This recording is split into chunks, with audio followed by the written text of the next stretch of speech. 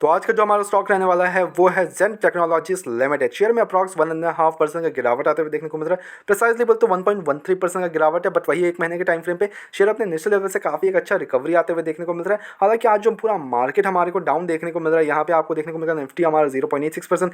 जब ओपनिंग हुआ था तो अप्रॉक्स 1.5% का ओपनिंग हुआ था, फिर देन थोड़ा सा रिकवरी आई पूरा मार्केट में हमारे को 0.86% का एक तेजी आता गिरावट देखने को मिला। और सेंसेक्स भी हमारा 0.9, काफी सारे जो शेयर है वो हमें गिरावट में देखने को मिले beside some of the stocks. Okay, मैं उनको काउंट नहीं कर रहा, उनके न्यूज़ वगैरह के कारण थोड़ा सा जंप्स आते हुए देखने को मिल रहे हैं। बट यहाँ पे जो शेयर में पर्सपेक्टिव से बोल रहा हूँ, 1 ईयर के टाइम फ्रेम पे 1.89% शेयर यहाँ पे एक अच्छा रिटर्न बना के देता है 2190, वहाँ से एक बड़ी गिरावट एंड गिरावट के बाद अप्रॉक्स 1400 टू 1500 के आसपास काफ़ी टाइम से घूम रहा है शेयर, काफ़ी टाइम से। और यहाँ पे एक अच्छा हमें जंप आते हुए देखने को मिल रहा है। अगर ये सस्टेन करता है 1500 के ऊपर सस्टेन करता है तो हमें नए एक 6000 7000 जाते हुए देखने को मिल सकता है। बट वही एक 5 ईयर्स का टाइम फ्रेम पे शेयर अपने 1184% का रिटर्न बना के देता, तो it's a big giants returns. Okay, because 5 years के टाइम फ्रेम ये बहुत ही शानदार रिटर्न्स है। Yes, no doubt in this, अपने ऊपरी लेवल से काफी ज्यादा करेक्टेड है, but still this is like great returns for on an 5 years perspective से मैं बोल रहा हूँ। ओके, क्या यही returns on an next 5 years में हमें रिटर्न्स मिल सकते हैं? थोड़ा अंडरस्टैंड करते हैं, because as a fresh investor अगर आपने फ्रेशली इन्वेस्ट किया हो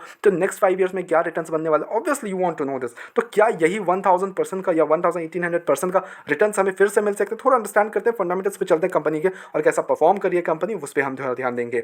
अब यहाँ पे कोई भी न्यूज़ अभी देखने को नहीं मिल रहा कंपनी की तरफ से। और एट द सेम टाइम मैं बताना चाहूँगा कंपनी एक्चुअली करती क्या है। Company is a training largest supplier of simulation training equipment and anti drone system in India. तो कंपनी ड्रोन्स वगैरह मैन्युफैक्चर वगैरह करती है। ओके, ड्रोन कंपनी है कंपनी। और वही अगर हम इसके मार्केट कैप देख ले तो 13,000 करोड़ का मार्केट कैप है। तो इट्स नॉट लाइक कि बहुत ही ज़्यादा कोई बड़ी कंपनी है, नॉट एट ऑल। बट क्या बड़ी बन सकती है इन द फ्यूचर? तो टोटली यस, कंपनी बड़ी बन सकती है, इसमें कोई डाउट नहीं है। बिकॉज कंपनी जिस हिसाब से काम कर रही है ग्रेट है। बिकॉज कंपनी में डेप्ट का कोई इशूज़ नहीं है। पहली चीज़ तो 18 करोड़ का डेप्ट है, अंडर वैल्यू शेयर है 52 के अराउंड, इंडस्ट्री पे 56 के around. Obviously defence sector even अगर आप मार्केट नेविगेटर को फॉलो करते हो तो यू नो दिस कि वी आर द लाइक हम डिफेंस सेक्टर में कितना ज़्यादा फोकस्ड है। हम डिफेंस सेक्टर हो गया, पावर सेक्टर हो गया, दैट NBFCs, हम काफ़ी ज़्यादा ये काइंड ऑफ सेक्टर्स में फोकस्ड करते हैं। ओके, अब यहाँ पे स्टॉक का पी देखोगे तो 52 के अराउंड है, इंडस्ट्री पी अगर आप देखोगे तो 56 के अराउंड है। डेप्ट की बात करो 18 करोड़ के आसपास, डेप्ट ना के बराबर है, लिटरली नो डेप्ट एट ऑल। डेप्ट फ्री कंपनीज 1788 करोड़ के रिजर्व है। तो which is a very interesting thing, because आप काफ़ी बढ़िया प्रॉफिट्स करो, वो प्रॉफिट आपके पूरे जेब में जा रहा है। और वो उसका जो इम्पैक्ट रहने वाला है वो कंपनी फिर से प्रोजेक्ट्स लाने में और लाइक ऑर्डर्स लाने में उस पर फोकस कर सकती है, डेवलपमेंट में फोकस कर सकती है, ग्रोथ पे फोकस कर सकती है कंपनी। दैट्स वाई डेप्ट का कोई इशूज़ नहीं, वेरी इंपॉर्टेंट थिंग। यहाँ ऑपरेटिंग मार्जिन 39% का है, profit growth is 23%, PG ratio 0.13, यहाँ पेट्रोल स्कोर 4 के अराउंड है। और क्वार्टर रिजल्ट्स पे आए कंपनी के तो ऑन एन पास्ट 5 ईयर्स का कंपनी के हमें सेल्स पर्सपेक्टिव में ग्रोथ देखने को मिल रहा है। तो टोटली यस, 52 करोड़ से कंपनी का ग्रो होकर 178 करोड़ तक का सेल्स देखने को मिल रहा है, ग्रेट जंप यार। यहाँ नेट प्रॉफिट कंपनी का 12 करोड़ पे नेट प्रॉफिट करती थी पहले, now they have like cross like 50 crore का net profit, is a very great sign. यहाँ हम अगर इन्वेस्टर्स की बात कर ले तो 48% का जो स्टेक है वो प्रमोटर्स होल्ड करते हैं, 5.54 एफआईएस है, 7.86 डीआईएस, पब्लिक के पास 37% का स्टेक है, अदर्स में 0.41। तो जो एक्सपोजर है between FIS DIIs promoters, it is also good here. Okay, इसमें कोई डाउट नहीं। हमारा results it's good here, investors good here, company के fundamentals good here. तो in every perspective I'm saying this company के everything is good here. You just have to have the patience to get that kind of returns. अगर किसी ने यहाँ डर के, यहाँ 5 years में हम देखें, 5 years में चार्ट में किसी ने यहाँ पे डर के ओके बहुत ओवर वैल्यूड हो गया शेयर, हम यहाँ पे बेच देते हैं, तो ये रिटर्न्स आप एक्सपेक्ट नहीं कर सकते थे ना। समझ रहे हो बात को? तो अगर यहाँ पे आपको रिस्क लेना है तो आपको लेना पड़ेगा risk, you have to take the risk. But risk ऐसे शेयर्स में लो जहाँ पे आपको फ्यूचर ग्रोथ दिखता है।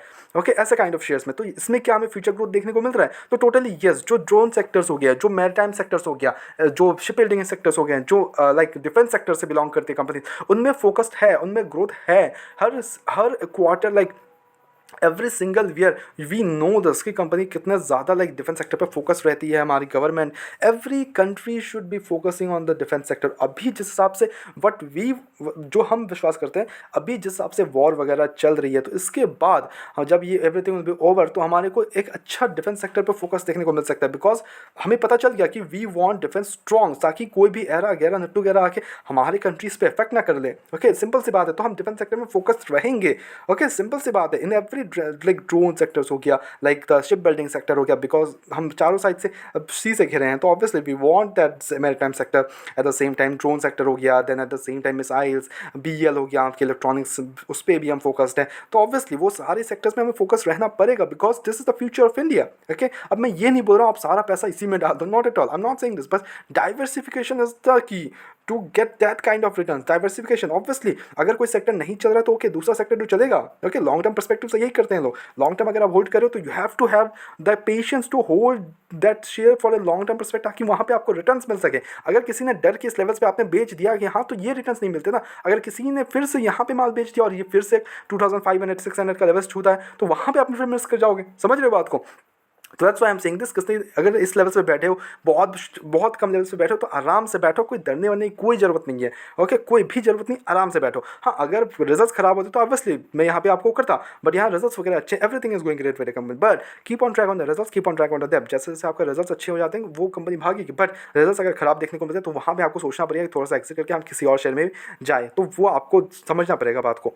ठीक है, और यहाँ पे हम obviously we do track all the shares and all, but you have to subscribe for that and notification on करो, ताकि ऐसे रेगुलर अपडेट्स आपको मिल सकें।